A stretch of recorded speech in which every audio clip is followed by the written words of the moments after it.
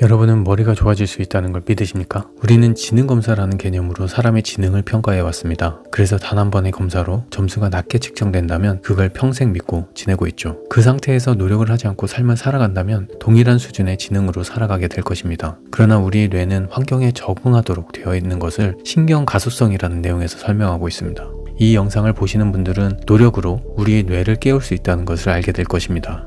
태어날 때부터 사람 생김새가 다른 것처럼 인지 능력, 기억과 학습 능력, 감정 조절 능력이 다릅니다. 근데 우리는 한 번의 지능 평가로 점수를 얻게 되고 그것을 믿고 살아가고 있죠. 그리고 사회적 기대만큼 능력이 따라오지 못하면 머리가 나쁘다던가 지능이 낮다던가 하는 생각으로 묻어버리곤 합니다. 이것은 상대적인 판단으로 다른 사람과 비교했을 때 차이가 나는 것이지 자신의 지적 능력은 향상될 수 있다는 것을 알려드리도록 하겠습니다. 신경가소성은 뇌의 유연성과 적응력을 의미하는 용어로 뇌가 학습하고 지식을 습득하며 새로운 경험에 적응하고 변화에 대처하는 능력을 말합니다. 이는 뇌의 신경회로가 연결 강도와 구조를 조정하여 학습과 기억을 형성하고 기존의 신경회로를 수정하거나 새로운 신경회로를 형성할 수 있음을 의미합니다. 신경가소성은 평생 동안 발생할 수 있으며 학습, 훈련, 경험, 환경 변화들이 신경가소성을 촉진시키는 요인으로 알려져 있습니다. 신경가소성은 인간의 학습과 인지 능력을 향상시키는 데 중요한 역할을 합니다. 신경가소성은 크게 구조적 가소성과 기능적 가소성으로 나뉩니다. 구조적 가소성은 뇌의 구조적 변경을 의미합니다. 예를 들어 새로운 기억이나 습득한 기술에 대한 뇌의 뉴런 간 연결이 변화할 수 있음을 말합니다. 이는 신경세포의 수와 형태, 신경회로의 형성 및 삭제 등을 포함합니다.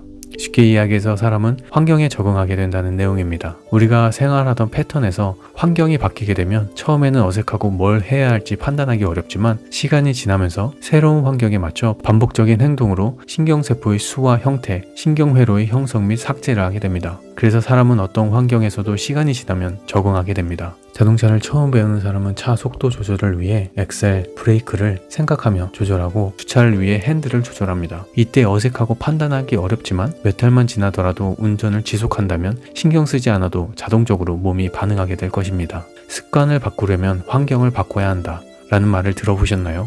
환경이 변하면 그 환경에 적응하려고 신경세포가 새로운 형태로 생성되게 됩니다. 이 시기에 새로운 습관을 의도적으로 만들면 좀 더 원하는 습관을 만들 수 있을 것입니다. 그래서 좋은 습관을 만들려면 기존에 하고 있던 환경에서 벗어나 새롭게 환경을 구성하는 것이 효과적입니다. 예를 들어 집에서 하는 공부가 잘 안 되고 있다면 이미 책상에 앉아서 친구와 휴대폰으로 메시지를 주고받고 게임을 하고 유튜브를 보면서 많은 시간을 보냈을 것입니다. 이 상태에서 다시 집중하자라고 마음을 먹어도 이미 책상에서 하던 패턴이 있어서 의지만으로는 습관을 바꾸기 힘들 것입니다. 그런데 환경을 완전히 바꿔서 도서관에서 공부를 시작한다고 하면 도서관 책상에서는 절대 핸드폰을 하지 않겠다라고 마음을 먹은 후 책상에서는 집중해서 공부만 하고 핸드폰을 하려고 할 때 밖에 나가서 하겠다는 기준을 세우면 새롭게 신경회로가 생성될 때 동일한 의지력으로도 책상에서 쉽게 집중할 수 있는 습관을 만들 수 있을 것입니다. 이렇게 생활 패턴을 바꿈으로써 본인이 습관적으로 하는 행동 또는 생각에서 벗어날 수 있는 틈을 만들 수 있습니다. 그리고 기능적 가소성에 대해서는 재밌는 내용이 있습니다. 우리는 각자의 세계가 된다 라는 책에서 신경가소성에 대해서 자세히 설명되어 있습니다.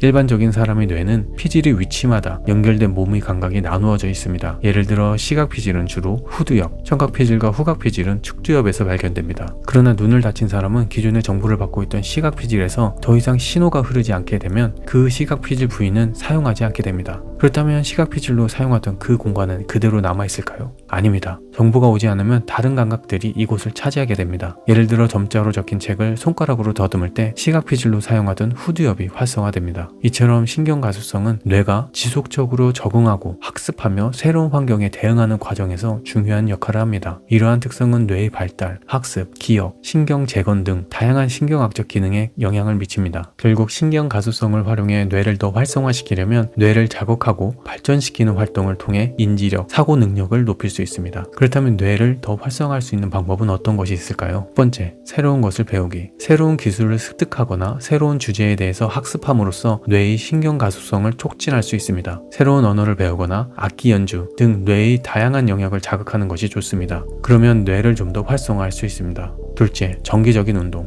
운동은 뇌의 기능을 향상시키는 데 도움이 됩니다. 유산소 운동은 혈류를 증가시키고 뇌의 산소와 영양 공급을 촉진하여 해마의 크기 증가, 회백질과 백질의 증가, 신경 전달 물질의 증가로 뇌를 개선합니다. 셋째, 건강한 생활 습관, 충분한 수면, 건강한 식습관, 스트레스 관리는 뇌의 건강에 중요합니다. 이러한 건강한 생활 습관을 유지함으로써 뇌의 신경 가습성을 촉진하고 뇌 기능을 최적화할 수 있습니다. 이번 영상에서는 신경 가습성에 대해서 알아봤습니다. 이번 내용을 통해 여러분은 자신을 가두고 있던 규정에서 벗어나서 새로운 가능성과 행동으로 조금 더 나은 삶이 되기를 응원하겠습니다. 감사합니다.